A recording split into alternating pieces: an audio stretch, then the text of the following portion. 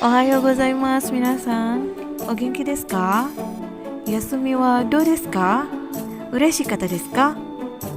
Kyou wa sensei wa minasan tachi to mata aete ureshii desu yo.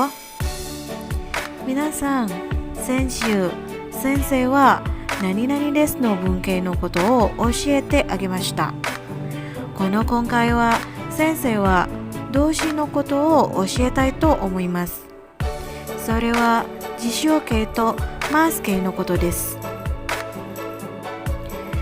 皆さんたちは2年生の時には何々ですの文型のことと動詞のことは勉強しましたよ。今日先生はまたレビューしたいと思います。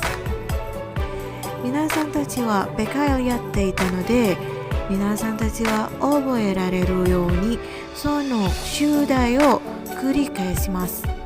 じゃあ皆さん見てみましょう。Assalamualaikum warahmatullahi wabarakatuh. Selamat pagi minasan. Apa kabar nak? Semoga kalian semua dalam keadaan sehat walafiat ya. Amin ya robbal alamin. Minasan, bagaimana liburan kemarin? Apakah menyenangkan? Hari ini Sensei sangat senang sekali dapat berjumpa kembali dengan kalian pada materi daring kedua. Minasan, pada materi minggu lalu Sensei sudah menjelaskan mengenai pola kalimat nani-nani desu. Pada kesempatan kali ini Sensei akan melanjutkan materi dengan menjelaskan mengenai materi kata kerja yang berkaitan dengan kata kerja bentuk kamus dan kata kerja bentuk mas. Materi mengenai kata kerja bentuk mas dan kata kerja bentuk kamus ini sebenarnya sudah pernah kalian pelajari ketika kalian di kelas 11 kemarin. Namun, karena dua materi ini adalah dua materi yang sangat penting dalam membangun sebuah kalimat dalam bahasa Jepang dan belum seluruh siswa mendapatkan materi tersebut karena PKL, maka Sensei akan mereview kembali mengenai kedua materi tersebut. Baiklah, silakan kalian simak materinya. Selamat belajar. Pada pertemuan sebelumnya, Sensei telah menjelaskan mengenai pola kalimat dasar bahasa Jepang, yaitu K1, S, K2, OP. Sensei juga telah menjelaskan satu persatu dari kelas kata tersebut. Lalu Sensei pun telah menjelaskan mengenai pola kalimat nani-nani desu, di mana pola kalimat nani-nani desu itu digunakan ketika kalian ingin membuat sebuah kalimat yang kalimatnya tidak terdapat predikat atau kata kerja di dalamnya.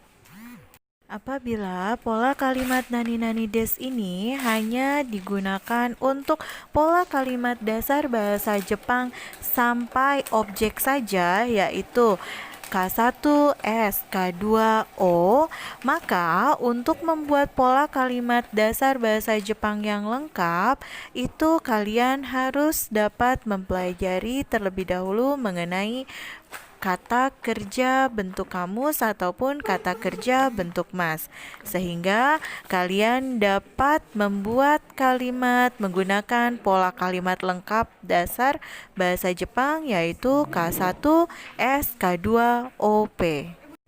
Pembahasan pertama pada hari ini yang akan Sensei bahas adalah mengenai jishoke atau disebut juga dengan kata kerja bentuk kamus. Jishoke berasal dari kosakata jisho yaitu kamus dan kei yaitu bentuk. Kata kerja jishoke atau kata kerja bentuk kamus ini merupakan sebuah kata kerja murni. Kenapa disebut dengan kata kerja murni? Karena kata kerja bentuk kamus ini adalah kosakata kata kerja yang belum mengalami konjugasi atau belum mengalami perubahan. Selain disebut dengan kata kerja murni, jishoke ini juga disebut dengan kata kerja dasar. Karena kata kerja jishoke ini adalah kata kerja yang dijadikan acuan atau dijadikan patokan untuk terjadinya perubahan bentuk pada kata kerja. Jadi, sebelum kita mengubah kata kerja ke dalam bentuk macam-macam, maka kalian harus mengetahui dulu kata kerja murninya atau kata kerja bentuk kamusnya, barulah kalian bisa mengubah bentuk dari kata kerja tersebut.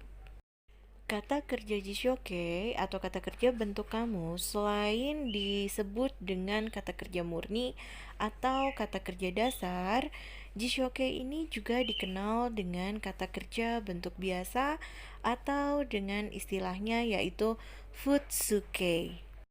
Jadi, ketika nanti suatu saat kalian menemukan rumus pola kalimat yang mengharuskan memasukkan kata kerja bentuk biasa atau futsuke, maka yang dimaksud dengan kata kerja bentuk biasa atau futsuke ini adalah kata kerja bentuk kamus. Apabila kalian memiliki kamus bahasa Jepang dan kalian mencari sebuah kosakata kata kerja di dalamnya ataupun kalian menemukan kata kerja di dalamnya, maka kata kerja yang terdapat di dalam buku kamus bahasa Jepang itu adalah merupakan kata kerja bentuk kamus atau kata kerja bentuk biasa. Kalian tidak akan menemukan kata kerja bentuk lainnya selain kata kerja bentuk kamus di dalam buku kamus bahasa Jepang. Jadi, untuk diketahui bahwa kosakata kata kerja yang terdapat di dalam kamus merupakan kata kerja bentuk kamus atau kata kerja murni atau kata kerja dasar atau kata kerja futsuke, di mana kata kerja tersebut belum mengalami perubahan. Untuk penggunaan jishoke dalam sebuah kalimat, ini ditujukan untuk percakapan yang memiliki sifat informal. Kenapa? Karena tingkat kesopanan jishoke ini lebih rendah daripada bentuk kata kerja lainnya. Jadi, ketika kalian melakukan percakapan ataupun menuliskan sebuah kalimat dalam bahasa Jepang, lalu kalian menggunakan jishoke atau kata kerja bentuk kamus, maka sebaiknya kata kerja tersebut ditujukan kepada seseorang yang lebih muda daripada kalian, di bawah kalian, atau setara dengan kalian atau teman dekat kalian. Jadi, ketika kalian berbicara ataupun menuliskan sebuah kalimat yang ditujukan kepada orang yang lebih tua dari kalian dan lebih tinggi posisinya dibandingkan kalian, ini tidak boleh menggunakan kata kerja jishoke. Jishoke memiliki 3 golongan. Yang pertama, ada kata kerja satu atau kakak satu disebut dalam bahasa Jepang yaitu godang doshi. Kemudian ada kata kerja dua atau kakak dua disebut istilah dalam bahasa Jepang adalah ichidang doshi. Lalu selanjutnya ada kata kerja golongan 3 atau kakak 3, istilah dalam bahasa Jepangnya adalah fukisoku doshi. Penggolongan kata kerja kamus ini merupakan sebuah poin inti dan poin penting yang harus kalian ingat. Karena untuk penggolongan kata kerja ini adalah sebuah acuan atau patokan untuk melakukan perubahan kata kerja lainnya. Jadi, sebelum kalian mengubah sebuah kata kerja ke dalam bentuk lain-lain, kalian tentunya harus hafal dan harus tahu terlebih dahulu kosa kata-kata kerja tersebut masuk ke dalam kategori golongan kata kerja berapa. Pengartian dari kosakata jishoke ini akan mengacu kepada kalimat present positif. Selanjutnya, silakan kalian simak bagaimana cara untuk membedakan kata kerja 1 godang doshi, kata kerja 2 ichidang doshi, dan kata kerja 3 fukisoku doshi. Untuk mengetahui perbedaan dari ketiga golongan kata kerja tersebut, caranya sangatlah mudah. Kalian cukup memperhatikan huruf terakhir yang terdapat pada sebuah kata kerja jishokei. Untuk kata kerja golongan 1 atau godang doshi memiliki ciri yaitu huruf terakhirnya adalah antara 9 huruf berikut, yaitu huruf u, su, ru, mu, nu, bu, ku, gu, su. Silakan kalian perhatikan tabel yang di sebelah kiri. Pada tabel sebelah kiri, Sensei sudah menuliskan 9 akhiran huruf yang terdapat pada kata kerja golongan 1 atau godang doshi. Contoh yang pertama adalah kosakata sukau atau dalam bahasa Indonesia artinya menggunakan. Sukau terdiri atas huruf su, ka, u. Huruf terakhirnya adalah huruf u. Karena huruf U ini masuk ke dalam kategori kata kerja golongan 1, maka kosakata sukau ini masuk kata kerja 1. Contoh yang kedua, tatsu atau artinya berdiri. Tatsu terdiri atas huruf ta dan su. Huruf terakhirnya adalah su. Huruf su juga merupakan kata kerja golongan 1. Maka tatsu masuk kategori godang doshi. Contoh selanjutnya adalah kosakata noru atau naik. Noru terdiri atas 2 huruf yaitu huruf no dan huruf ru. Huruf ru adalah menjadi huruf terakhir dari kosakata noru, maka dia masuk ke dalam kategori godang doshi. Selanjutnya ada yomu, artinya membaca. Yomu terdiri atas huruf yo dan mu. Huruf terakhirnya adalah mu, maka mu ini masuk kategori golongan 1. Dan seterusnya. Untuk contoh-contoh lainnya, kalian hanya cukup melihat kembali huruf terakhirnya, apakah itu masuk ke dalam kategori godang doshi atau tidak.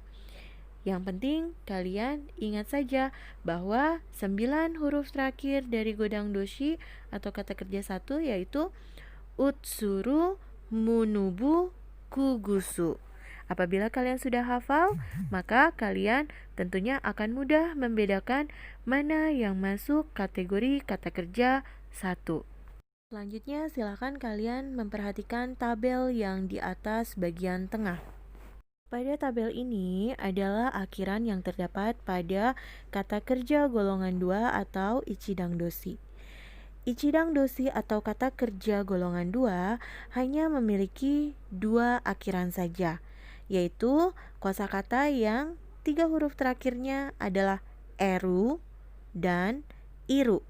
Itu akan masuk ke dalam kategori kata kerja 2. Silakan dilihat contohnya. Yang pertama ada kosakata taberu. Taberu atau makan. Taberu 3 huruf terakhirnya adalah eru. Maka eru ini masuk ke dalam kata kerja golongan 2. Lalu contoh berikutnya ada kosakata miru atau artinya melihat. Miru terdiri 3 huruf terakhirnya ada iru. Miru, iru belakangnya. Maka kosakata miru ini masuk ke dalam kategori ichidang doshi. Selanjutnya silakan perhatikan pada tabel paling atas sebelah kanan.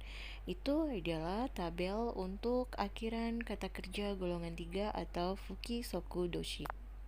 Untuk kata kerja golongan 3 fukisoku doshi ini sedikit berbeda dengan kata kerja golongan 1 dan kata kerja golongan 2.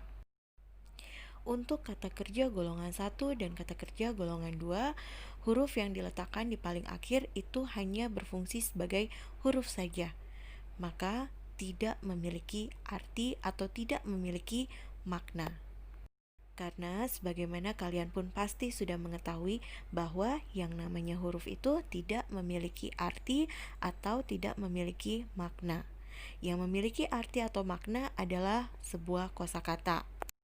Jadi, untuk huruf akhiran yang terdapat pada kata kerja golongan 1 yaitu utsuru munubuku gusu, dan akhiran yang terdapat pada kata kerja 2 yaitu eru dan iru sudah pasti tidak memiliki arti.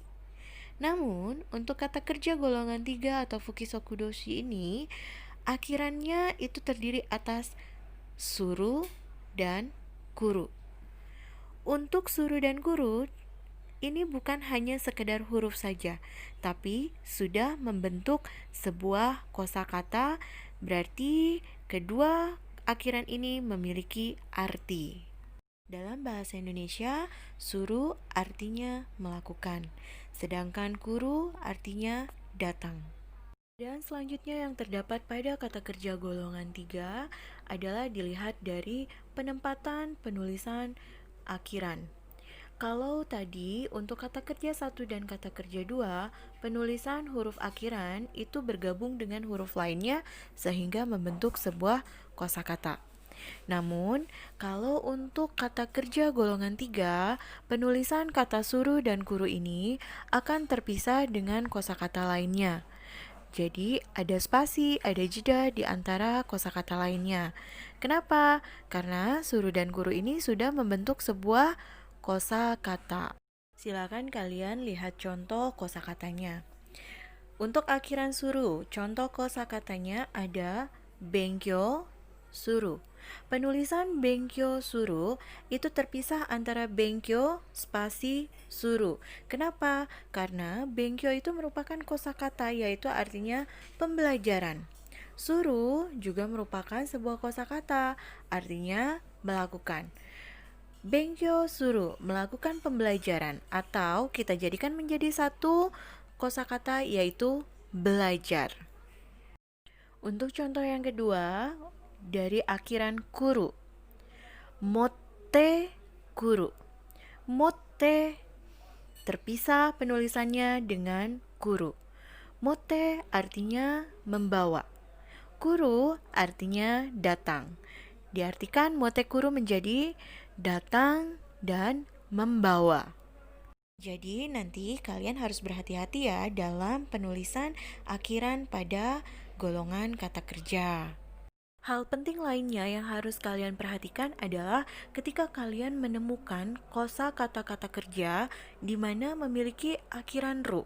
Kenapa harus diperhatikan? Karena kalau kalian tidak berhati-hati, kalian kurang teliti, kalian akan bisa salah menentukan golongan kata kerjanya. Karena di golongan kata kerja 1 itu memiliki akhiran ru. Untuk golongan kata kerja 2 juga akhirannya adalah ru. Kata kerja 3 juga akhirannya ru. Coba mari kita lihat untuk contoh kosakata dari sukuru, artinya membuat. Sukuru ini kira-kira masuk ke dalam kategori golongan kata kerja 1, 2, atau 3 ya? Mari coba kita buat analisisnya. Sukuru adalah sebuah kata kerja yang memiliki huruf terakhirnya adalah ru. Akhiran ru ini terdapat pada kata kerja golongan 1, 2, maupun golongan 3.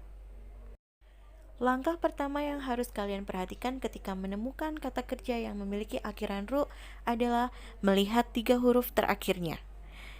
Apakah 3 huruf terakhirnya itu adalah eru dan iru? Apabila 3 huruf terakhirnya eru dan iru, maka kalian langsung saja masukkan bahwa itu masuk ke dalam kategori kata kerja golongan 2.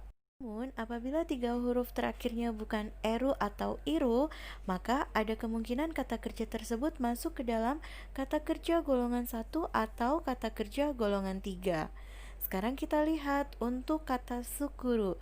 Sukuru ini memiliki akhiran 3 huruf terakhirnya adalah uru, bukan eru dan iru. Jadi, otomatis sukuru ini tidak mungkin masuk ke dalam kata kerja golongan 2.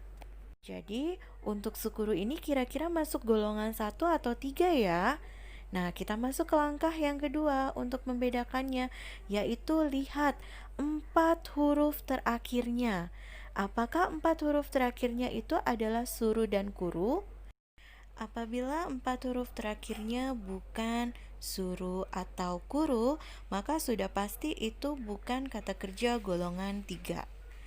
Lalu, apabila 4 huruf terakhirnya suru kuru, apakah sudah pasti masuk ke dalam kategori kata kerja golongan 3?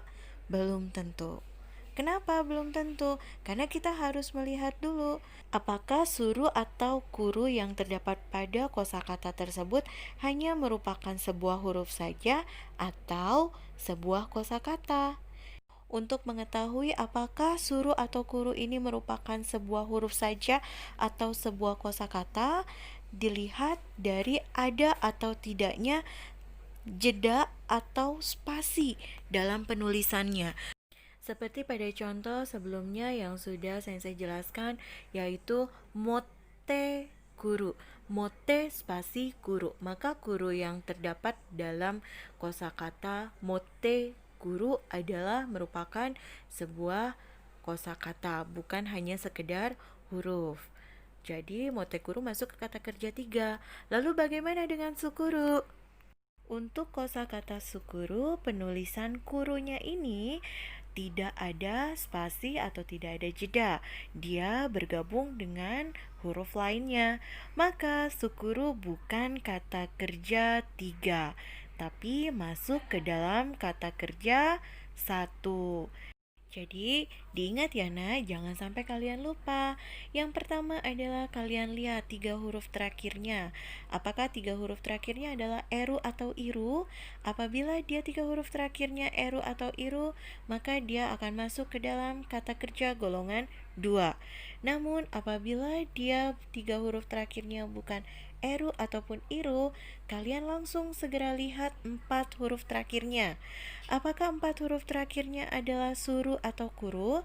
Apabila dia bukan suru atau kuru, maka dia sudah pasti bukan kata kerja 3. Namun apabila 4 huruf terakhirnya adalah suru kuru, kalian lihat lagi apakah ada jeda atau spasi dalam penulisannya. Apabila ada jeda, maka dia sudah pasti adalah kata kerja golongan 3. Itu adalah cara membedakan ketika kalian menemukan sebuah kata kerja yang memiliki akhiran ru. Namun, kalau akhirannya bukan ru, kalian tidak usah pusing. Berarti itu sudah pasti adalah kata kerja 1. Sekarang kalian sudah paham ya bagaimana membedakan antara kata kerja 1, 2, ataupun 3. Nah, sekarang kalian lihat tabel contoh. Untuk tabel contoh yang paling sebelah kanan ada kaeru, pulang, keru, menendang, hairu, masuk, hashiru, berlari, siru, mengetahui, kiru, memotong, syaberu, mengobrol. Nah, untuk kolom yang terdapat kosakata yang tadi Sensei sebutkan, itu adalah merupakan kosakata kata kerja pengecualian. Yang dimaksud dengan kata kerja pengecualian ini maksudnya adalah seharusnya kata kerja yang tadi Sensei sebutkan ini masuk ke dalam kata kerja golongan 2. Namun, dia tidak masuk ke dalam golongan 2. Dia masuk ke dalam kata kerja golongan 1. Bisa dilihat untuk yang pertama yaitu kaeru, pulang. 3 huruf terakhirnya adalah eru. Namun, kata kaeru ini tidak masuk ke dalam kata kerja golongan 2. Dia masuknya kata kerja golongan 1. Lalu, hairu, kata kerja golongan 2 seharusnya karena akhirannya iru. Tapi hairu ini nyatanya masuk ke dalam kata kerja golongan 1. Hal tersebut sudah menjadi ketentuan dari bahasa Jepang sendiri. Tidak ada alasan yang spesifik. Jadi, tentunya kalian harus menghafal kata kerja pengecualian ini. Jadi, kaeru, keru, hairu, hasiru, shiru, kiru, shaberu. Kalian harus hafal ini masuk ke dalam kata kerja golongan 1.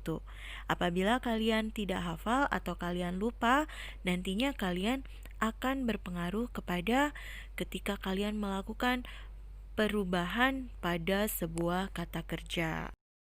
Baik, setelah kalian mendengarkan penjelasan dari Sensei mengenai bagaimana membedakan kata kerja 1, 2, dan 3, sekarang silakan kalian lihat tabel latihan kosakata yang berada di bagian tengah bawah.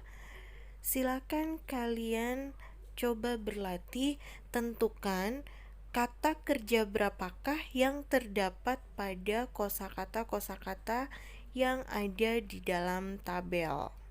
Seperti contoh nomor 1 yaitu sukuru, membuat. Itu sudah kita bahas sebelumnya bahwa sukuru ini masuk ke dalam kategori kata kerja golongan 1. Nah, untuk kosakata lainnya silakan kalian lanjutkan ya. Kategorikan yang manakah kata kerja golongan 1, 2, dan 3.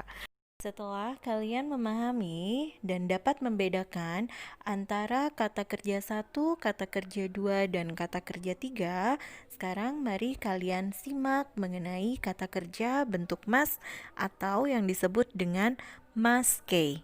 Kata kerja bentuk mas atau maskei adalah sebuah kata kerja yang telah mengalami konjugasi atau telah mengalami perubahan. Jadi, maksudnya kata kerja bentuk mas adalah kata kerja yang bukan kata kerja murni, karena dia sudah mengalami perubahan bentuk dari kata kerja bentuk kamus atau jishoke. Nah, untuk perubahan kata kerja bentuk mas ini, kalian harus mengetahui terlebih dahulu kata kerja tersebut masuk ke dalam kata kerja kamus golongan berapa, apakah 1, 2, atau 3. Apabila kalian sudah dapat membedakan, maka kalian baru bisa mengubah kata kerja tersebut ke dalam bentuk kata kerja mas. Perubahan yang terjadi pada kosakata kata kerja ini terdapat pada akhir kosakatanya, terdapat di bagian belakangnya. Contoh misalkan asal katanya dari kata kerja kamus yaitu taberu, artinya makan. Nah, diubah ke dalam bentuk mas, maka akhirannya yang akan berubah. Taberu, ru-nya akan berubah menjadi mas, menjadi tabemas. Fungsi penggunaan pada kata kerja bentuk mas ini dia digunakan untuk kalimat yang formal. Kalau tadi kata kerja kamus atau jishoke digunakan untuk kalimat informal, maka maske atau kata kerja bentuk mas ini digunakan untuk kalimat formal. Maka tentunya untuk kata kerja bentuk mas ini tingkat kesopanannya ini lebih tinggi daripada bentuk kamus atau kata kerja bentuk biasa. Nah, untuk persamaannya dengan kata kerja bentuk kamus adalah kata kerja kamus dan kata kerja bentuk mas sama-sama mengandung arti untuk kalimat present positif. Hanya saja tingkat kesopanannya yang berbeda. Mengingat bahwa masyarakat Jepang ini sangat menjunjung tinggi tingkat kesopanan, maka kalian yang baru pertama kali atau masih awal mempelajari bahasa Jepang, sangat disarankan bahwa ketika kalian mengucapkan sebuah kalimat yang menggunakan kata kerja, sangat disarankan untuk menggunakan kata kerja bentuk mas. Jadi, tidak boleh menggunakan kata kerja bentuk kamus. Arti atau makna dari sebuah kosakata kata kerja bentuk mas ini memiliki arti yang sama dengan kosakata kata kerja bentuk jishoke atau kata kerja bentuk kamus. Contohnya, taberu dan tabemas. Dua kosakata tersebut sama-sama memiliki arti yang sama yaitu makan untuk digunakan pada kalimat present positif. Penggolongan kata kerja 1, 2, dan 3 pada kata kerja bentuk kamus atau jishoke akan mempengaruhi perubahan pada bentuk kata kerja mas. Jadi, sebelum mengubah ke dalam kata kerja bentuk mas, seperti yang sudah saya sampaikan, kalian harus paham dulu, harus tahu dulu kata kerja tersebut masuk ke dalam golongan kata kerja kamus golongan berapa. Kata kerja bentuk mas ini memiliki 6 akhiran. Kita sebut akhiran tersebut dengan kata akhiran mas. Untuk akhiran mas ini ada 6, yaitu mas, maseng, maska, mashita, maseng deshita, mashitaka. Sama halnya dengan akhiran nani des yang sudah sensei jelaskan pada pertemuan sebelumnya. Fungsi dari keenam akhiran kata kerja bentuk mas ini adalah sebagai penanda kalimat tersebut jenis kalimat apa, apakah present, apakah past tense, apakah positif, negatif, atau interrogatif. Sekarang mari kita coba untuk mengubah kata kerja bentuk kamus atau jishoke ke dalam kata kerja bentuk mas atau maskei. Silakan disimak. Seperti yang sudah sensei sampaikan sebelumnya, bahwa ketika kalian ingin mengubah kata kerja bentuk mas, kalian harus tahu dulu asal kosakata kata kerja tersebut masuk ke dalam kategori golongan kata kerja berapa. Karena masing-masing golongan kata kerja memiliki cara perubahan bentuk yang berbeda. Yang pertama untuk kata kerja satu atau godang doshi. Ketika kata kerja bentuk kamus golongan 1 atau godang doshi ini diubah ke dalam bentuk mas, caranya adalah akhiran u yang terdapat pada kata kerja 1 ini diubah menjadi i, lalu ditambahkan mas.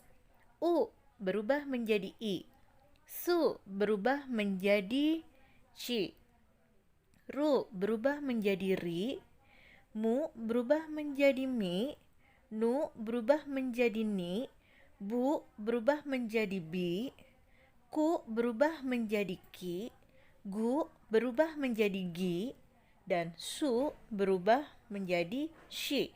Kemudian ditambahkan mas. Jadi u menjadi imas, su menjadi cimas, ru menjadi rimas, mu menjadi mimas, nu menjadi nimas, bu menjadi bimas, ku menjadi kimas, gu menjadi gimas, dan su menjadi shimas. Contohnya, sukau. Sukau artinya menggunakan, akhirannya adalah u, maka akhiran u ini diubah menjadi i, jadi sukai. Lalu ditambahkan mas menjadi sukaimas. Contoh yang kedua, tatsu. Tatsu akhirannya adalah su, kata kerja 1. Su berubah menjadi ci, tatsu menjadi tachi. Lalu ditambahkan mas menjadi tachimas. Lalu contoh yang ketiga, noru. Noru akhirannya ru menjadi diganti ri. Noru menjadi nori ditambahkan mas menjadi norimas. Contoh yang keempat, yomu. Yomu akhirannya adalah mu. Mu diubah menjadi mi menjadi yomi ditambahkan mas maka menjadi yomimas. Shinu. Shinu akhirannya adalah nu berubah menjadi ni. Sinu menjadi shini ditambahkan mas menjadi sinimas. Berikutnya adalah asobu. Asobu akhirannya bu diubah menjadi bi, maka asobu menjadi asobi ditambahkan mas menjadi asobimas. Contoh yang ketujuh, kaku. Akhirannya adalah ku. Kaku diubah menjadi ki, kaki ditambahkan mas menjadi kakimas. Lalu contoh berikutnya, oyogu. Oyogu akhirannya adalah gu, maka diubah menjadi gi menjadi oyogi. Lalu ditambahkan mas menjadi oyogimas. Lalu untuk contoh terakhir dari godang doshi yaitu hanasu. Hanasu kata kerja memiliki akhiran su, su-nya diubah menjadi shi, hanashi, lalu ditambahkan mas menjadi hanashimas. Itu adalah perubahan dari kata kerja satu godang doshi ke dalam bentuk kata kerja mas. Sekarang coba kalian lihat untuk perubahan dari ichidang doshi atau kata kerja dua ke dalam bentuk mas. Caranya adalah akhiran dari kata kerja dua yaitu eru dan iru, ini huruf ru-nya dihilangkan, kemudian ditambahkan mas. Jadi tidak diubah ke dalam huruf ri dulu ya, tapi langsung dihilangkan ru-nya saja, lalu ditambahkan mas. Eru menjadi e mas. Iru menjadi i mas, ru-nya dihilangkan. Mari silakan kalian lihat contohnya. Contoh yang pertama ada taberu, makan. Taberu memiliki akhiran eru. Ru-nya dihilangkan, digantikan menjadi mas. Maka taberu ru-nya hilang, tabe. Ditambahkan mas, tabe mas. Kemudian contoh yang kedua, miru, melihat. Miru akhirannya adalah iru. Ru-nya hilang, digantikan menjadi mas. Miru ru-nya hilang menjadi mi, ditambahkan mas menjadi mi mas. Taberu artinya makan, tabemas artinya juga makan. Miru artinya melihat, mimas artinya juga melihat.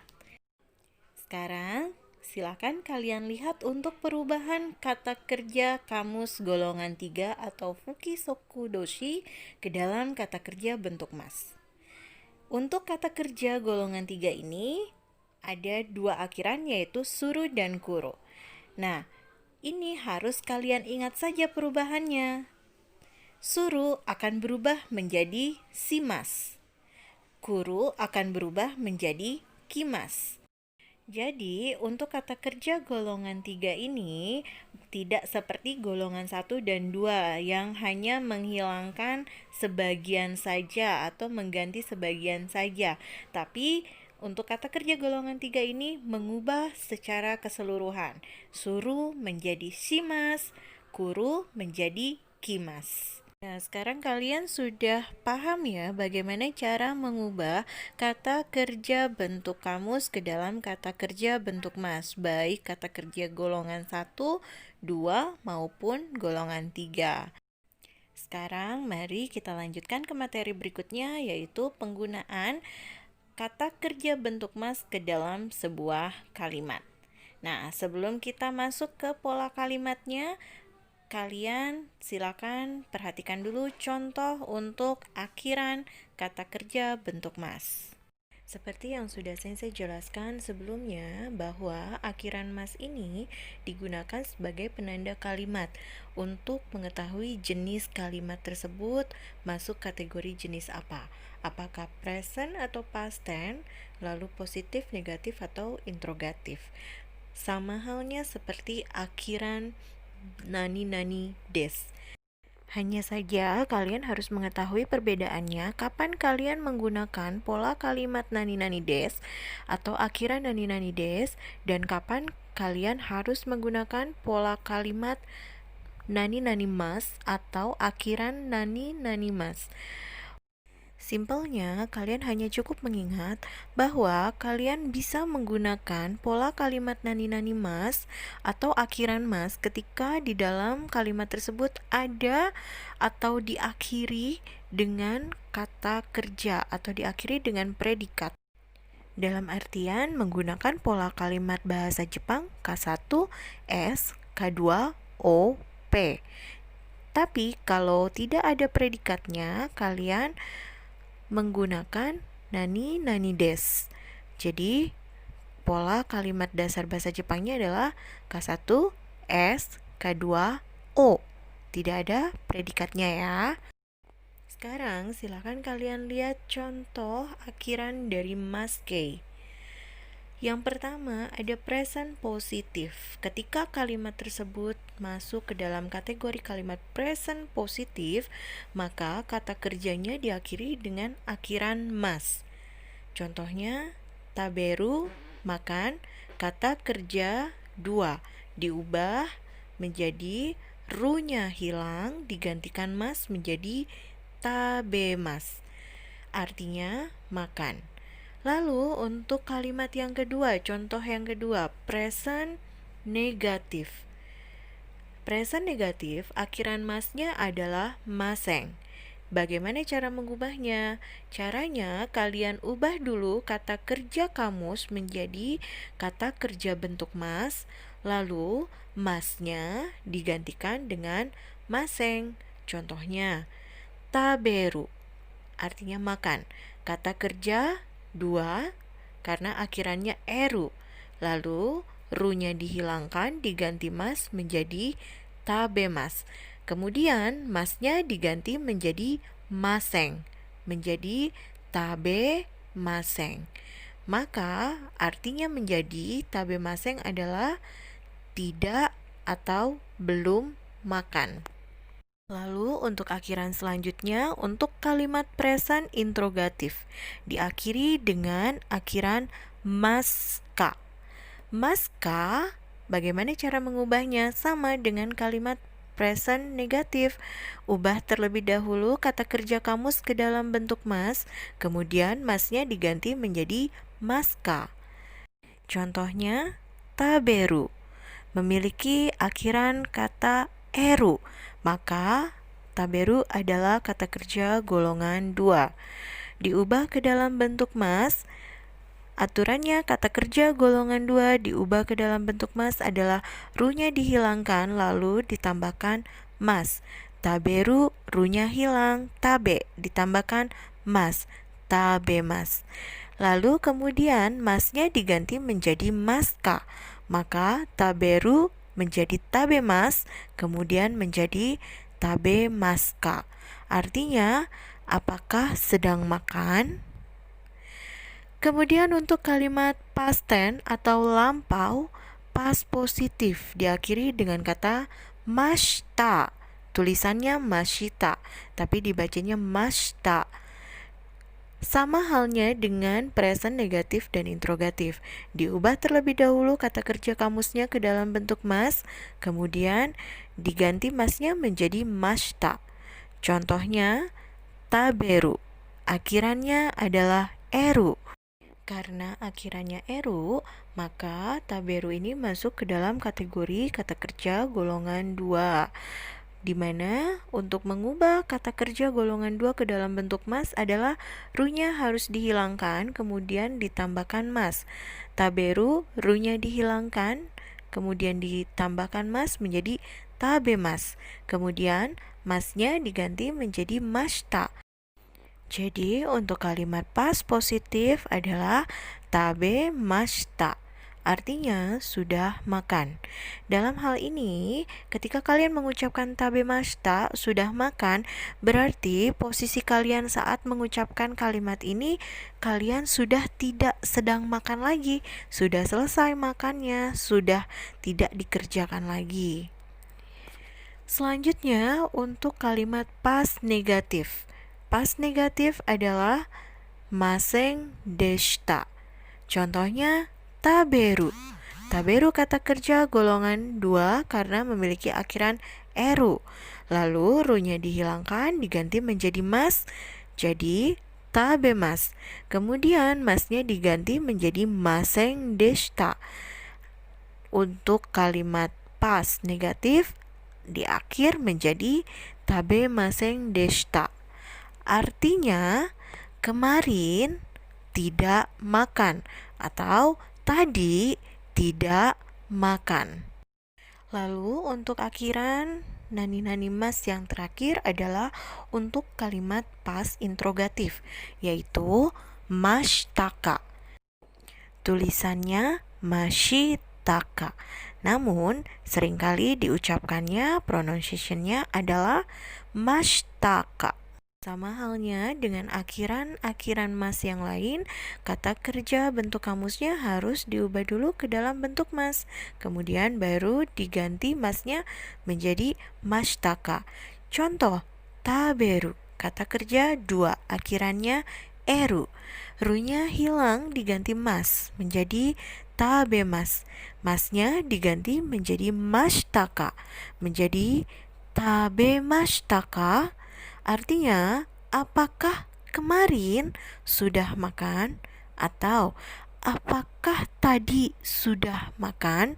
Jadi bedanya dengan maska, kalau maska itu untuk kalimat saat ini atau yang akan datang yang sedang dikerjakan, tapi untuk kalimat past tense sudah selesai dilakukan dan ada kata lampaunya, kata keterangan lampau. Kita mulai kepada penjelasan yang lebih dalam lagi mengenai keterangan dua dan partikel. Ketika Sensei menjelaskan mengenai pola kalimat nani-nani des, Sensei sudah menjelaskan bahwa keterangan dua atau K2 memiliki 5 keterangan, yaitu keterangan orang, keterangan alat atau cara, keterangan tempat, keterangan waktu untuk kalender dan jam, dan keterangan waktu untuk periode atau lamanya waktu. Ada banyak ya untuk jenis-jenis kategori keterangan dua. Nah, lalu bagaimana cara mengurutkannya? Di dalam sebuah kalimat, apa dulu yang harus diletakkannya? Nah, yang pertama harus kalian letakkan adalah keterangan orang. Lalu, jika ada keterangan orang di dalam kalimat tersebut, keterangan orang tersebut harus didampingi dengan partikel to. Partikel to diartikan bersama. Apabila tidak ada keterangan orangnya di dalam sebuah kalimat, maka partikel to-nya juga tidak perlu dituliskan. Kemudian yang kedua yang harus diletakkan adalah keterangan alat atau cara. Untuk keterangan alat atau cara, partikel pendampingnya adalah partikel D. Partikel D diartikan sebagai dengan atau menggunakan. Partikel D juga sama, hanya digunakan ketika ada keterangan alat atau cara. Apabila keterangan alat atau caranya tidak ada, maka partikel D-nya tidak perlu digunakan. Untuk keterangan yang diletakkan pada urutan ketiga adalah keterangan tempat. Partikel pendamping keterangan tempat ada 2, yaitu partikel ni dan partikel D. Namun, kalian harus memilih salah satu, mana yang ingin kalian gunakan, apakah ni, apakah D. Untuk partikel ni dan partikel D artinya sama-sama di. Contoh, di Bogor. Kalian bisa menggunakan Bogoruni atau Bogorude. Nah, kapan kalian menggunakan partikel ni, kapan kalian menggunakan partikel D? Kalian harus melihat dulu konteks kalimatnya. Apabila di dalam konteks kalimatnya, di tempat tersebut ada kegiatan aktivitas bergerak, maka kalian harus menggunakan partikel D. Namun, apabila di dalam keterangan tempat tersebut hanya menyatakan keberadaan sebuah benda, maka partikel yang kalian gunakan adalah partikel ni. Contohnya misalkan, di dalam kelas ada guru. Kalimat tersebut menyatakan adanya keberadaan sebuah benda yaitu guru di dalam keterangan tempat yaitu kelas. Maka di dalam kelas di-nya itu menggunakan partikel ni. Namun apabila di dalam konteks kalimatnya seperti ini, saya belajar di dalam kelas. Nah, untuk kalimat yang ini, kalian menggunakan partikelnya adalah D. Kenapa? Karena di kalimat tersebut menyatakan adanya kegiatan aktivitas bergerak yaitu belajar di sebuah keterangan tempat yaitu kelas. Jadi, intinya partikel ni untuk menyatakan keberadaan suatu benda dan partikel D digunakan untuk menyatakan kegiatan aktivitas bergerak. Kemudian untuk urutan keempat adalah keterangan waktu untuk kalender dan jam. Partikel pendamping untuk keterangan waktu kalender dan jam adalah partikel ni. Partikel ni di sini berbeda dengan partikel pendamping keterangan tempat ya. Untuk partikel ni pendamping keterangan waktu kalender dan jam ini diartikan dalam bahasa Indonesia adalah pada. Untuk menuliskan keterangan waktu kalender dan jam, kalian juga tidak bisa sembarangan, ada urutannya. Apabila di dalam sebuah kalimat ada keterangan waktu kalender seperti tahun, tanggal, bulan, dan hari, dan juga ada keterangan jam, maka apa dulu yang harus kalian masukkan terlebih dahulu? Yang pertama harus kalian masukkan adalah tahunnya. Nah, ketika kalian memasukkan tahun, ada satuan di belakangnya yang harus kalian tuliskan, yaitu nen. Jadi, apabila kalian menemukan ada tahun 2020, maka kalian harus menuliskannya 2020 nen. Kemudian urutan yang kedua untuk keterangan waktu kalender yaitu adalah bulan. Untuk penyebutan bulan dalam bahasa Jepang bukan seperti kita Januari, Februari, Maret, tapi mereka akan menyebutkannya berdasarkan bulan urutan keberapa. Contoh, Januari adalah bulan ke-1, maka yang disebutkan adalah 1, ditambahkan satuan di belakangnya gatsu. Ya, jadi 1 gatsu, atau kita sebut 1 dalam bahasa Jepang adalah ichi, maka bulan Januari adalah ichi gatsu. Lalu, contoh lagi bulan Maret. Bulan Maret adalah bulan ketiga, maka 3 gatsu. 3 dalam bahasa Jepang adalah sang, maka bulan Maret dalam bahasa Jepang adalah sang gatsu. Kemudian setelah memasukkan bulan, yang harus kalian masukkan adalah tanggal. Untuk tanggal, satuan di belakangnya adalah nichi. Tapi ada beberapa tanggal, sebutan tanggal yang tidak menggunakan akhiran nichi atau satuan nichi, yaitu tanggal 1 sampai dengan tanggal 10, kemudian tanggal 14, tanggal 20, dan tanggal 24 tidak perlu menggunakan satuan nichi. Untuk keterangan waktu tahun, bulan, dan tanggal itu adalah satu kategori.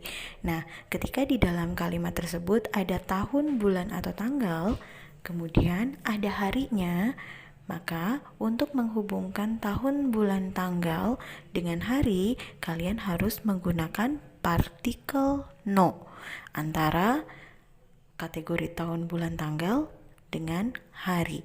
Nah, jadi kalian masukkan dulu partikel no, baru masukkan harinya, nama-nama hari. Lalu kemudian setelah kalian memasukkan hari, ketika di dalam kalimatnya ada keterangan jam, kalian juga harus menghubungkannya dengan partikel no dulu.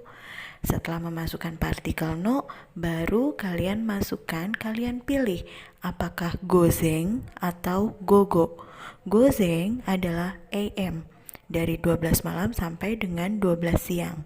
Dari 12 siang sampai dengan 12 malam adalah gogo atau PM. Kemudian masukkan jamnya, jam berapa, apakah jam 1, jam 2, jam 3, masukkan angkanya, lalu diakhiri dengan satuan J. Nah, lalu setelah itu apabila ada menitnya, masukkan satuan menitnya dan diakhiri dengan kata akhiran satuan fung atau pung. Setelah memasukkan keterangan waktu menit, kalian bisa memasukkan keterangan waktu detik bila ada. Nah, untuk satuan atau akhiran untuk keterangan waktu detik yaitu adalah bio. Nah, setelah memasukkan semua keterangan waktu kalender dan jam, barulah kalian di akhir masukkan partikel pendampingnya, yaitu partikel ni, yang diartikan pada. Jadi, kalian jangan lupa ya, untuk keterangan waktu kalender, satuan untuk tahun adalah nen, satuan untuk bulan adalah gatsu, kemudian satuan untuk tanggal adalah nichi. Namun jangan lupa juga bahwa nichi tidak dipergunakan untuk tanggal 1 sampai dengan 10, tanggal 14, 20, dan 24 itu tidak menggunakan satuan nichi. Kemudian untuk keterangan waktu jam, sebelum kalian memasukkan angka jamnya, kalian harus memilih dulu antara gozeng dengan gogo. Gozeng adalah AM atau AM, gogo adalah PM. Nah, lalu satuan untuk jam adalah J, satuan untuk menit adalah fung atau pung atau bung, lalu satuan untuk detik adalah bio. Nah, lalu kalian jangan lupa juga bahwa di keterangan waktu kalender dan jam ini terdapat 3 kategori. Yang pertama, kategori pertama adalah tahun, bulan, tanggal. Kategori kedua adalah hari. Kategori ketiga adalah jam, menit, dan detik. Nah, untuk menghubungkan ketiga kategori ini, di tengah-tengahnya harus menggunakan partikel no. Kemudian untuk urutan terakhir keterangan 2 yaitu adalah keterangan waktu periode atau lamanya waktu, seperti 1 tahun, 2 tahun, dan seterusnya. Untuk keterangan waktu periode ini, pendamping partikelnya adalah partikel ni, diartikan selama. Untuk keterangan waktu periode ini juga memiliki urutannya ya. Yang pertama, kalian harus mengurutkan lamanya tahun. Misalkan 1 tahun atau 2 tahun. Nah, kalian tuliskan berapa lama. Kalau 1 tahun berarti kalian tuliskan angka 1, lalu akhirannya yaitu nen kang. Jadi kalau 1 tahun, angka satunya dimasukkan yaitu ichi, lalu diakhiri dengan kata nenkang. Maka 1 tahun menjadi ichi nenkang. Kemudian untuk urutan yang kedua yaitu lamanya bulan. Masukkan berapa bulan lamanya, misalkan 2 bulan, maka masukkan angka 2 yaitu ni dalam bahasa Jepangnya, lalu diakhiri dengan kata kagetsu. Maka untuk menyebutkan lamanya waktu selama 2 bulan yaitu ni kagetsu. Kemudian apabila di dalam kalimat itu ada tertera juga lamanya hari. Nah, untuk menghubungkan lamanya hari dengan lamanya tahun dan bulan, maka di tengah-tengahnya harus menggunakan partikel no dulu. Lalu kemudian barulah masukkan lamanya hari. Misalkan berapa hari? 2 hari. Maka masukkan angka 2-nya dan diakhiri dengan kata nichikang. Jadi kalau 2 hari itu nichikang. Kemudian kalau ada lamanya jam. Lamanya jam itu juga sama, di tengah-tengah harus menggunakan partikel no. Nah, kemudian setelah memasukkan partikel no, baru kalian masukkan lamanya jam. Contohnya misalkan kalian ingin memasukkan 3 jam.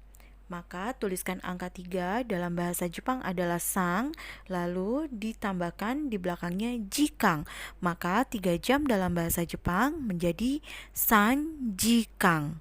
Nah, setelah kalian mengurutkan urutan keterangan waktu periode, barulah kalian masukkan partikel pendampingnya yaitu partikel ni. Jadi sudah jelas ya untuk urutan keterangan 2 yaitu keterangan orang, partikelnya to, keterangan alat atau cara, partikelnya d, keterangan tempat, partikelnya ni atau d, keterangan waktu kalender dan jam, partikelnya ni, lalu keterangan waktu periode, partikelnya juga ni. Lalu untuk keterangan waktu kalender, mengurutkannya yaitu tahun dulu diakhiri dengan nen, bulan diakhiri dengan gatsu, tanggal diakhiri dengan nichi, lalu partikel no dulu, kemudian masukkan hari, lalu masukkan no, lalu pilih gozeng atau gogo, masukkan jam dan diakhiri dengan ji, lalu masukkan menit dan diakhiri dengan fung, kemudian masukkan detik diakhiri dengan bio, baru menggunakan partikel ni. Sedangkan untuk keterangan waktu periode, masukkan dulu tahunnya, lalu nenkang. Masukkan lama bulannya, baru kagetsu. Lalu partikel no, lalu masukkan banyak berapa hari, lalu diakhiri dengan kata nichikang. Lalu setelah itu masukkan partikel no, kemudian masukkan lamanya jam berapa jam, dan diakhiri dengan kata jikang, lalu setelah dimasukkan semua, diakhiri dengan partikel ni. Jadi kalian harus tahu ya partikel-partikel pendamping dari masing-masing keterangan. Nah, partikel ni itu memiliki beberapa arti. Kalau dia mendampingi keterangan tempat diartikan di. Jika dia mendampingi keterangan waktu kalender atau jam diartikan pada. Lalu ketika mendampingi keterangan waktu periode diartikan sebagai selama. Begitu pula untuk partikel D. Kalau partikel D mendampingi keterangan alat atau cara diartikan menggunakan atau dengan. Lalu apabila mendampingi keterangan tempat artinya di. Ya. Nah, jadi kalian jangan lupa partikel pendampingnya juga arti-artinya dan juga urutannya. Lalu bagaimana apabila dalam satu kalimat hanya ada keterangan orang dan keterangan waktu kalender saja? Sesuai saja urutannya. Kalau ada keterangan orang, maka urutkan yang pertama. Lalu tidak ada keterangan alat atau cara, lewat saja. Lalu tidak ada keterangan tempat, lewat saja. Ada keterangan waktu dan kalender, ya dimasukkan. Ingat ya, partikel hanya muncul ketika pendamping keterangannya itu ada. Ketika keterangan tidak ada, maka partikelnya juga tidak akan muncul. Setelah kalian paham dengan urutan keterangan 2 dan juga urutan keterangan waktu, kalender dan juga periode, saya ingin memperjelas mengenai partikel. Yang pertama ada partikel to, seperti yang sudah tadi dijelaskan bahwa partikel to adalah partikel pendamping keterangan orang yang diartikan bersama. Kemudian ada partikel D, dia sebagai pendamping keterangan alat atau cara diartikan menggunakan atau dengan, ketika mendampingi keterangan tempat diartikan di, yang merujuk kepada kegiatan aktivitas bergerak. Lalu partikel ni bisa digunakan untuk pendamping keterangan waktu diartikan pada atau selama. Namun ketika mendampingi keterangan tempat maka diartikan di yang merujuk kepada keberadaan suatu benda. Kemudian ada partikel E, ditulis menggunakan huruf hiragana menggunakan huruf he, tapi dibacanya E. Partikel E ini adalah partikel pendamping keterangan tempat yang diartikan ke.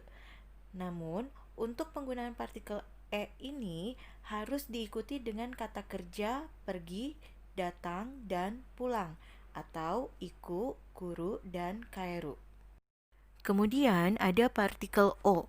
Partikel O ini dituliskan menggunakan huruf hiragana wo, namun dibacanya adalah O. Partikel O ini adalah partikel penghubung antara objek dan predikat dan digunakan untuk kata kerja transitif atau kata kerja yang membutuhkan objek.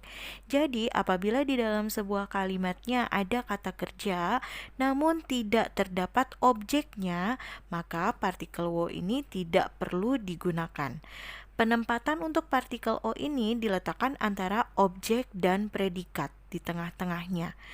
Dan partikel O ini tidak memiliki arti. Selanjutnya terakhir ada partikel K. Partikel K ini digunakan sebagai partikel untuk kalimat tanya. Biasanya diletakkan di paling akhir. Oleh karenanya dalam pola kalimat nani nani des dan nani nani mas, selalu di belakangnya untuk kalimat interrogatif adalah deska dan maska. Kan kalian sudah tahu ya penambahan jenis-jenis partikel yang digunakan dalam bahasa Jepang. Nah, setelah kalian paham semuanya, maka kita akan langsung masuk ke dalam inti dari materi nani nani mas kei, yaitu adalah rumus kata kerja nani nani mas. Pada pertemuan sebelumnya, saya sudah menjelaskan mengenai K1S, K2, OP. Kalau kalian masih mengingat tentang apa itu K1S, K2, OP, tentunya kalian akan mudah untuk masuk ke dalam rumus kata kerja bentuk mas. Karena pada dasarnya untuk rumus kata kerja mas ini sama dengan rumus nani nani des. Kalian harus tahu dulu kategori-kategori dari per kelas katanya, lalu kalian masukkan ke dalam rumus. Nah, untuk rumus kata kerja bentuk mas ini, saya berikan 3 rumus yang sering digunakan dalam percakapan sehari-hari. Kalian bisa lihat dari rumus kata kerja mas yang sensei tuliskan di dalam slide, itu ada warna-warna yang berbeda. Nah, warna-warna yang berbeda itu sensei sesuaikan dengan masing-masing kelas katanya. Contoh, untuk kelas kata keterangan 1, maka sensei berikan warna biru toska. Kemudian untuk subjek, sensei berikan warna hijau, lalu ada warna merah. Tandanya untuk warna merah itu untuk penanda partikel, semua partikel yang diberikan tanda warna merah. Lalu keterangan 2 saya berikan warna putih. Kenapa? Karena nanti untuk keterangan 2 ini akan banyak jenisnya. Untuk keterangan 2, seperti yang sudah saya jelaskan bahwa memiliki beberapa keterangan, yaitu salah satu contohnya adalah keterangan orang. Keterangan orang saya berikan warna ungu. Lalu keterangan tempat itu saya berikan warna biru muda. Lalu untuk keterangan alat atau cara saya berikan warna kuning. Kemudian Sensei memberikan warna lain kepada keterangan-keterangan lainnya. Lalu ada warna abu-abu itu sebagai penanda untuk kategori kelas kata objek atau kata benda. Dan yang terakhir ada kata kerja akhiran mas, itu saya berikan warna hitam, sehingga kalian bisa mencocokkan antara rumus dengan contoh kalimat yang saya tuliskan. Nah, sekarang kalian perhatikan untuk rumus yang pertama. Rumus yang pertama adalah K1, lalu subjek, lalu partikel pendamping subjek yaitu partikel wa atau partikel mo, lalu keterangan 2, lalu objek, lalu partikel o, lalu kata kerja akhiran mas, baik itu untuk present atau past tense ataupun positif, negatif, atau interrogatif. Nah, silakan kalian perhatikan untuk contoh kalimat rumus yang pertama. Kemarin saya makan ramen bersama ibu di restoran menggunakan sumpit. Nah, untuk menerjemahkan kalimat ini ke dalam bahasa Jepang, sama halnya seperti ketika kalian berlatih menggunakan pola kalimat nani-nani des. Kalian harus menganalisis kalimat tersebut terlebih dahulu, harus mengetahui dulu untuk masing-masing kategori dari kelas kata pada kalimat tersebut. Yang mana K1 di dalam kalimat tersebut, yang mana subjek, yang mana K2, dan yang mana objek, dan juga mana akhiran kata kerja mas. Oke, sekarang kita coba analisis. Untuk rumus yang pertama, yang harus dimasukkan adalah K1. Kalau kalian masih ingat apa itu K1, tentunya kalian tahu yang mana K1 di dalam kalimat tersebut. Ya, kemarin adalah kategori dari K1. Maka masukkan kemarin di bagian pertama. Kemudian masukkan subjek. Yang mana subjeknya di dalam kalimat tersebut? Ya, subjeknya adalah saya. Maka setelah kata kemarin, masukkanlah subjek, yaitu saya. Lalu setelah memasukkan subjek, kalian harus memilih partikel wa atau partikel mo. Jangan lupa bagaimana cara memilih partikel wa atau mo, yaitu dilihat apakah ada kata pun atau juga dalam kalimat. Jika ada kata pun atau juga, maka kalian gunakan mo. Jika tidak ada, maka kalian gunakan wa. Di dalam kalimat ini tidak terdapat kata pun atau juga, maka partikel yang harus digunakan adalah partikel wa. Kalian sudah memasukkan K1 yaitu kemarin, subjek yaitu saya, lalu kalian sudah memilih partikelnya yaitu wa. Lalu kemudian masukkan K2 atau keterangan 2. Seperti yang sudah Sensei jelaskan sebelumnya, bahwa K2 terdiri atas beberapa kata keterangan, yaitu keterangan orang, keterangan alat atau cara, keterangan tempat, keterangan waktu untuk kalender dan jam, kemudian keterangan waktu untuk periode atau lamanya waktu. Kalian juga harus ingat dengan urutannya. Jangan lupa apa dulu yang harus dimasukkan. Sekarang kalian coba lihat kalimatnya, apakah ada keterangan 2? Ya, ada. Ada keterangan orang yaitu ibu, lalu ada keterangan tempat yaitu restoran, dan ada keterangan alat atau cara yaitu sumpit. Maka masukkanlah ibu, restoran, dan sumpit itu ke dalam K2 sesuai dengan urutan yang sudah Sensei jelaskan sebelumnya.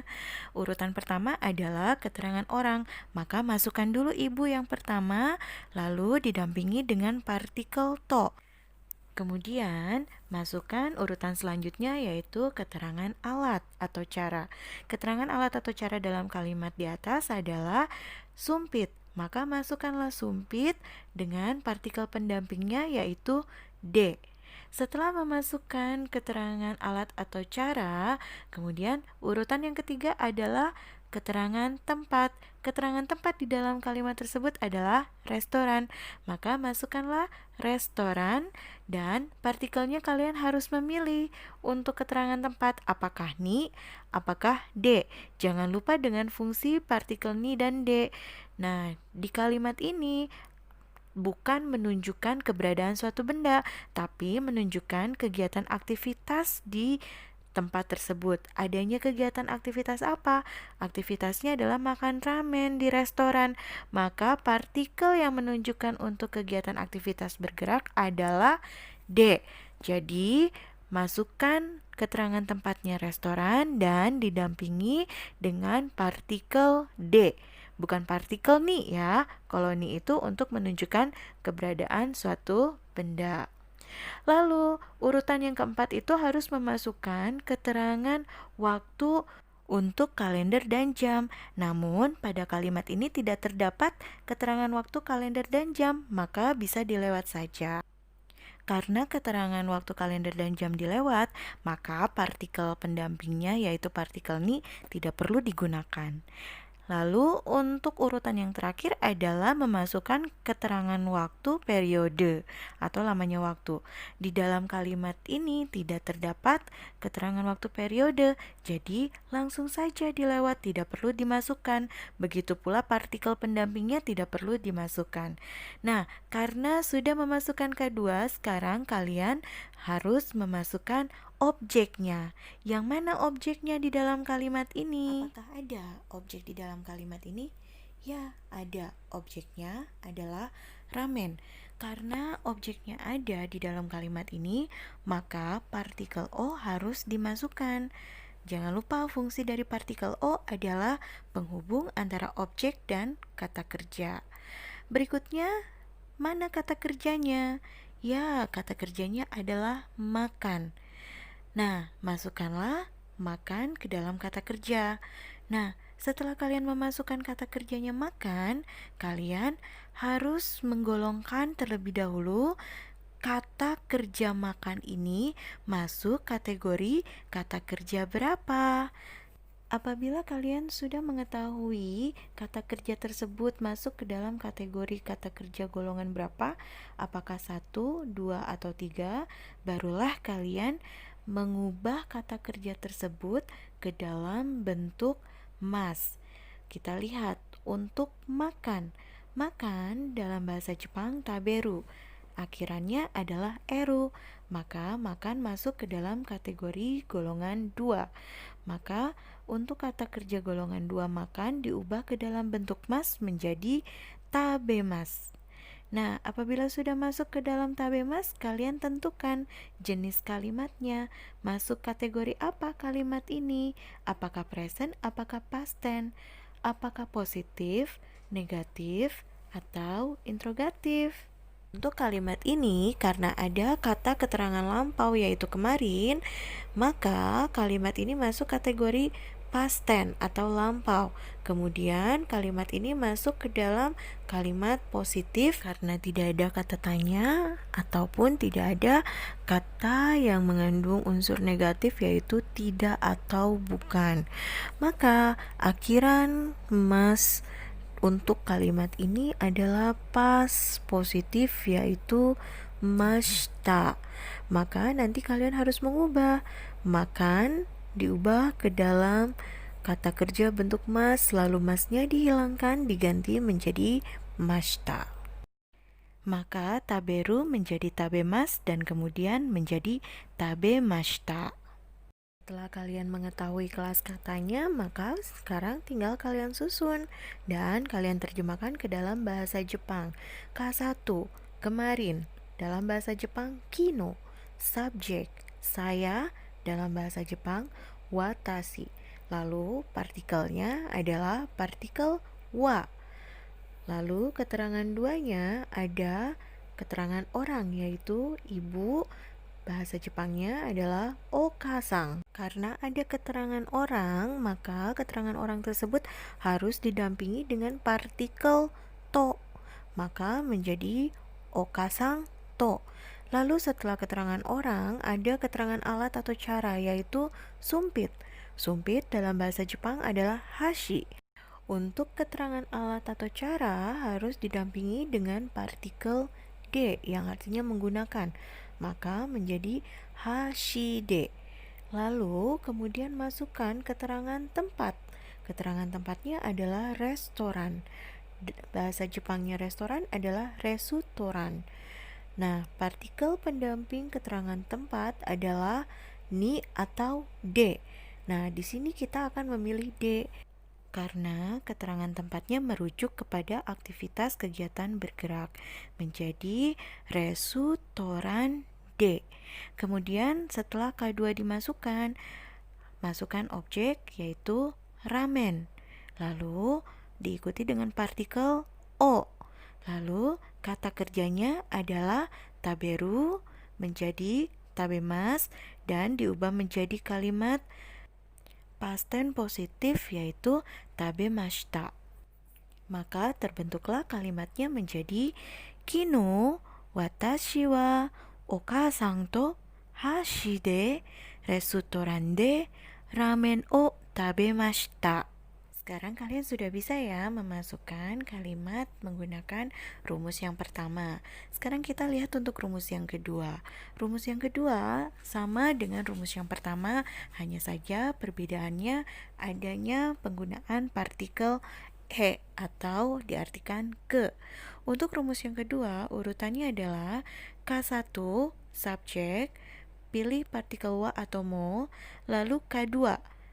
Nah, untuk K2 di sini kita akan menghilangkan keterangan tempatnya tidak menjadi urutan yang ketiga. Jadi, untuk urutan K2-nya hanya keterangan orang, keterangan alat atau cara, keterangan waktu kalender dan jam, dan keterangan waktu periode. Setelah itu baru kita masukkan keterangan tempatnya, lalu masukkan partikel E, dan masukkan kata kerjanya. Karena kita menggunakan partikel E di dalam rumus ini, maka kata kerjanya hanya terdiri atas 3 saja, antara 3 saja, yaitu kata kerja iku yang artinya pergi, kemudian kata kerja kuru artinya datang, dan kata kerja kaeru artinya pulang. Nah, kalian hanya cukup memilih salah satu dari kata kerja tersebut.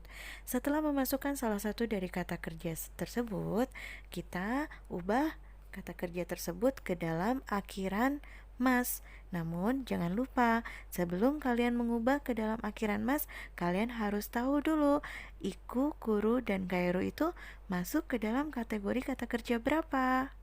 Setelah mengetahui golongan kata kerjanya, maka baru kalian bisa mengubah ke dalam akhiran mas.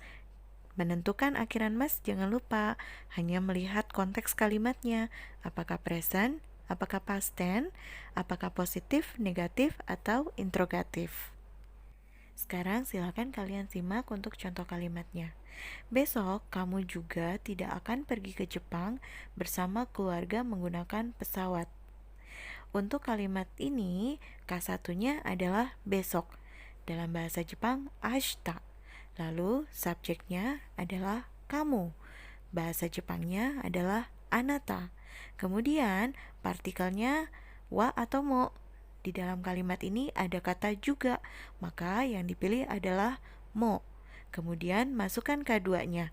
Kita urutkan dari keterangan orang. Apakah ada keterangan orang di dalam kalimat ini? Ya, ada. Keterangan orangnya adalah keluarga. Keluarga, bahasa Jepangnya kazoku. Kemudian didampingi dengan partikel to. Setelah itu, masukkan untuk urutan yang kedua, yaitu keterangan alat atau cara. Keterangan alat atau cara di dalam kalimat ini adalah pesawat. Maka masukkan pesawat beserta partikel pendampingnya adalah partikel D. Pesawat dalam bahasa Jepang disebut dengan hikoki. Kemudian untuk urutan yang ketiga, keterangan tempat, kita lewat karena keterangan tempat ini akan dipindahkan menjadi urutan yang terakhir untuk rumus nomor 2 ini. Nah, kita lanjut untuk keterangan waktu kalender. Apakah ada keterangan waktu untuk kalender dan jam? Tidak ada. Maka kita akan lewat keterangan waktu kalender dan jam beserta partikelnya kita akan lewat. Lalu untuk urutan yang terakhir, keterangan waktu periode. Apakah ada keterangan waktu periode di sini? Tidak ada. Maka kita akan lewat, begitu pula untuk partikelnya. Nah, setelah memasukkan K2, kita masukkan keterangan tempat. Keterangan tempat di sini adalah Jepang. Jepang, bahasa Jepangnya adalah Nihon. Kemudian, masukkan partikelnya yaitu E. Kemudian, masukkan kata kerjanya. Kata kerjanya di sini adalah pergi. Untuk kata pergi dalam bahasa Jepang adalah iku. Kemudian kita ubah kata kerjanya ke dalam kata kerja bentuk mas. Iku akhirannya ku, maka iku ini masuk ke dalam kata kerja golongan 1 atau godang doshi. Nah, untuk kata kerja 1 diubah ke dalam bentuk mas adalah ku-nya diubah menjadi ki ditambahkan mas, maka menjadi ikimas. Nah, setelah kalian mengubah ke dalam bentuk mas, kalian lihat konteks kalimatnya ini masuk jenis kalimat present atau past tense, positif, negatif, atau interrogatif. Untuk kalimat ini karena tidak ada keterangan waktu lampaunya dan keterangan waktu satunya itu adalah besok, maka masuk ke dalam kategori present. Lalu untuk jenisnya ini masuk ke dalam kalimat negatif karena ada kata tidak. Maka konteks kalimat ini adalah present negatif. Untuk present negatif, akhirannya mas ini diubah menjadi maseng. Maka iku menjadi ikimas, lalu terakhir menjadi ikimaseng. Setelah kalian mengklasifikasikan kelas katanya dan memasukkan ke dalam urutan rumus yang sudah dituliskan, maka terbentuklah kalimatnya menjadi Ashita anata mo kazoku to hikouki de Nihon e ikimasen. Selanjutnya untuk rumus yang ketiga, masukkan keterangan 1, kemudian masukkan subjek, lalu pilih partikel wa atau mo, lalu masukkan keterangan 2 sesuai dengan urutan yang 5 keterangan, kemudian masukkan kata tanya, lalu pilih partikel o, partikel e, atau partikel d atau partikel ni. Kemudian masukkan kata kerjanya dan ubah ke dalam bentuk mas untuk kalimat present interrogatif atau past interrogatif. Rumus nomor 3 ini dikhususkan untuk rumus yang menggunakan kata tanya di dalam kalimatnya. Sebelum kita masuk ke dalam contoh kalimat, kalian lihat dulu. Untuk rumus di nomor 3 ini, setelah kata tanya, kalian harus memilih di antara 5 partikel, yaitu partikel o, e, ni, de, to. Nah, untuk memilih salah satu di antara kelima partikel ini, caranya adalah tergantung dari kata tanya dan kata kerjanya. Apabila kata tanyanya merujuk kepada objek atau kata benda seperti apa, mana, yang bagaimana, yang seperti apa, maka kalian gunakan partikel o. Namun, apabila kata tanyanya merujuk kepada kata keterangan orang seperti siapa, maka kalian gunakan partikelnya adalah to. Kemudian, apabila kata tanyanya merujuk kepada keterangan alat atau cara seperti menggunakan apa, maka kalian gunakan partikelnya adalah D. Kemudian, apabila kata tanyanya merujuk kepada keterangan waktu seperti kapan, maka partikel yang digunakan adalah partikel ni. Dan yang terakhir, apabila kata tanyanya merujuk kepada keterangan tempat, seperti kemana, di mana, mana, itu kalian gunakan partikelnya e, d, atau ni, tergantung dari kata kerjanya nanti ya. Jadi diingat ya, untuk partikel e itu khusus untuk penggunaan kata kerja pergi, datang, pulang saja. Selain itu tidak bisa menggunakan partikel e. Nah, sekarang coba kalian lihat contoh kalimat yang pertama. Kemarin kamu menulis apa di perpustakaan bersama teman? Nah, sekarang kita masukkan. K1-nya adalah kemarin. Dalam bahasa Jepang adalah kino. Kemudian subjeknya adalah kamu. Dalam bahasa Jepang, anata. Kemudian partikelnya memilih wa atau mo.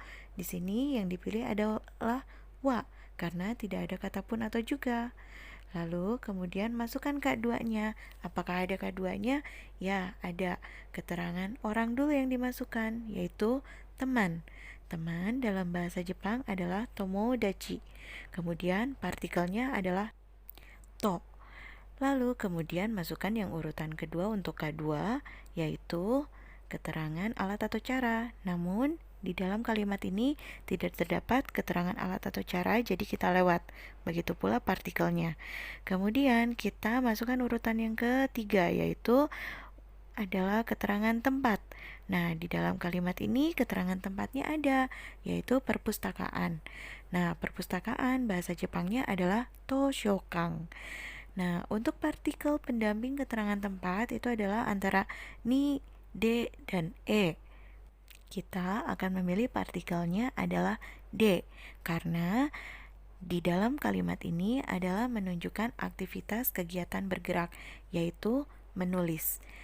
Lalu kemudian masukkan keterangan waktunya. Tidak ada di sini keterangan waktu, baik kalender jam dan periode, maka kita akan lewat. Nah, setelah masukkan K2, kita akan masukkan kata tanyanya. Kata tanya yang terdapat dalam kalimat ini adalah apa. Untuk apa dalam bahasa Jepang adalah nani. Kita masukkan nani sebagai kata tanya. Kemudian kita pilih partikelnya, apakah o, e, ni, de, dan to. Nah, kita akan memilih partikelnya adalah o. Kenapa? Karena di sini kata tanyanya merujuk kepada objek, kata benda. Karena juga kita melihat dari kata kerjanya, yaitu menulis. Yang ditanyakan apa yang ditulis.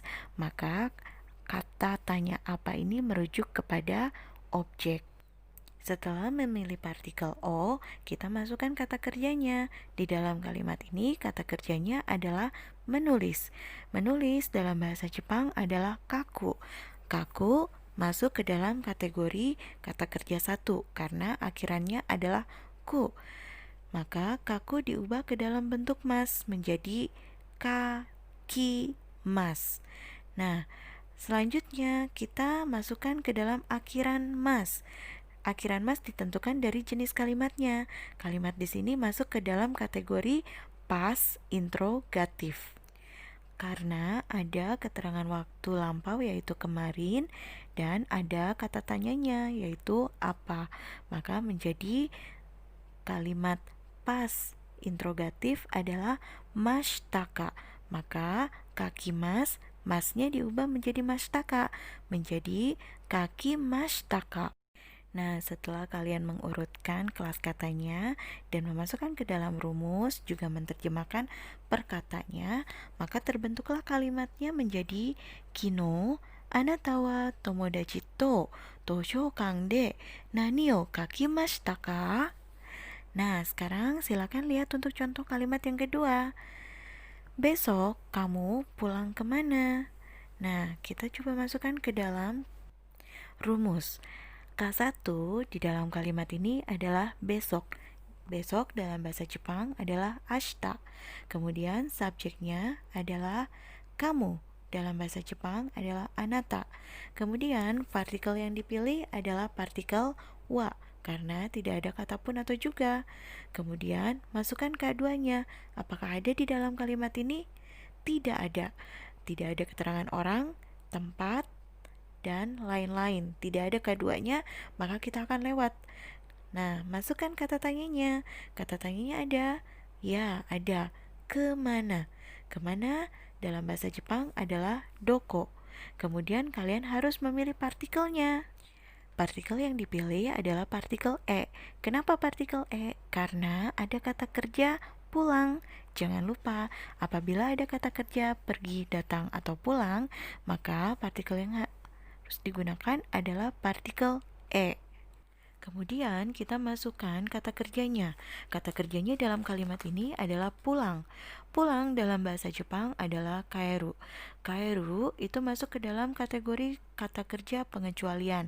Berarti kaeru ini masuk ke dalam golongan kata kerja 1. Nah, untuk kaeru ini kita ubah dulu ke dalam bentuk mas.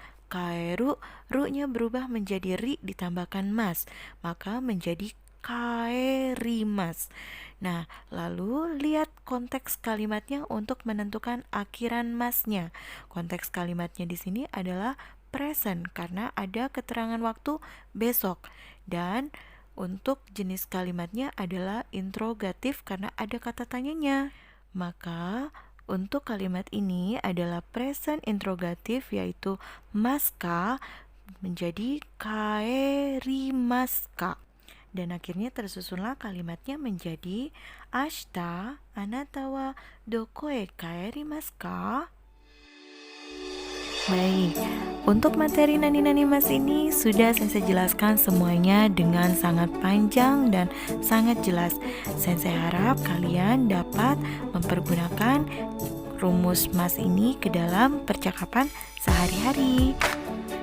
Baik, akhir kata saya ucapkan Jikan ga ouwatte kara koko made owarimashita. Ijou desu. Arigatou gozaimashita. Terima kasih. Wassalamualaikum warahmatullahi wabarakatuh.